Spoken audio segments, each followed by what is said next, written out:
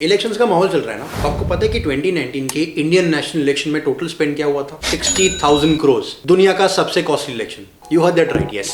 And minded, ये मैं सिर्फ इंडिया के लोकसभा इलेक्शन की बात कर रहा हूँ। इंडिया में हर साल स्टेट लेवल के 3-4 बड़े ऐसे इलेक्शंस आते हैं और हजारों छोटे छोटे लोकल इलेक्शंस आते हैं। सोचो कितना टोटल स्पेंड होता होगा for an election. And more than the money, it is about the man power, management, resource utilisation for this country. आप समझो कि 2019 के इलेक्शंस में we had a total of 10 lakh plus polling booths. हर polling booth पे you need volunteers, you need police staff, you need admin staff, मतलब करोड़ों लोगों का इन्वॉल्वमेंट। सोचो अगर इतना पैसा, इतने लोग, इतने रिसोर्सेज अगर देश के पीछे लगाया जाए तो कितना बेटर होगा, right? But how? The answer is one nation one election. यानी हमारे देश के सारे elections, state level, local level या नेशनल लेवल, सब एक टाइम पे। Recently in 2019 PM Modi sparked of the debate for one nation one election. He said that अगर ये आइडिया हम किसी भी तरीके से इंप्लीमेंट कर सके then it will be a revolution for this country.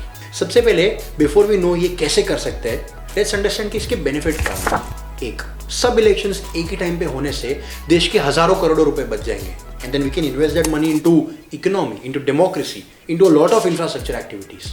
Number 2, ये होने से देश की सरकारें इलेक्शन से ज्यादा गवर्नेंस पर फोकस कर पाएगी और इसी से हमें अपने सरकारों के असली रिपोर्ट कार्ड मिल पाएंगे। But we need to understand कि इतने बड़े प्रोजेक्ट, इतने बड़े आइडिया को, इतने कॉम्प्लेक्स आइडिया को हम कैसे इंप्लीमेंट कर सकते हैं। And specially we have to understand the complex structure of Indian democracy.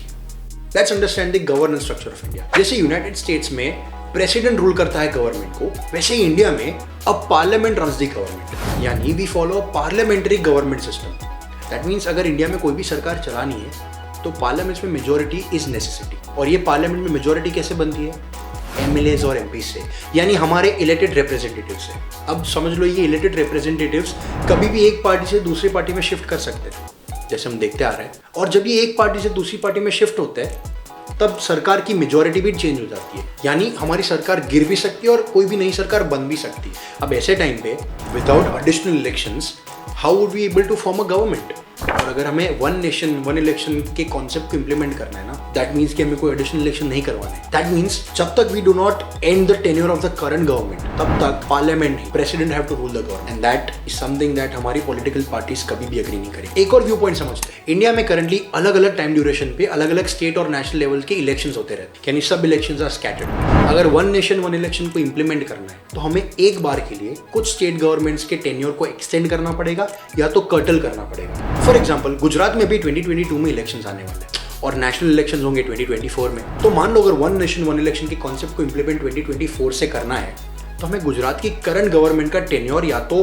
2 साल बढ़ाना पड़ेगा या तो नई गवर्नमेंट जो फॉर्म हो गई उसका टेन्योर 2 साल कम करना पड़ेगा। यानी this is a major political mishap and I am sure ये बहुत सारी पॉलिटिकल पार्टीज नहीं मानेंगी, उनका पावर जा रहा है ना यार। एंड नंबर 3, ऐसे कॉम्प्लेक्स डिसीजन को लेने के लिए बहुत सारी पार्लियामेंट्री अप्रूवल्स चाहिए, बहुत सारे कॉन्स्टिट्यूशनल अमेंडमेंट्स चाहिए and that needs a huge public agreement, political agreement लगता है, मीडिया अग्रीमेंट लगता है। तो कैसे होगा वन नेशन वन इलेक्शन?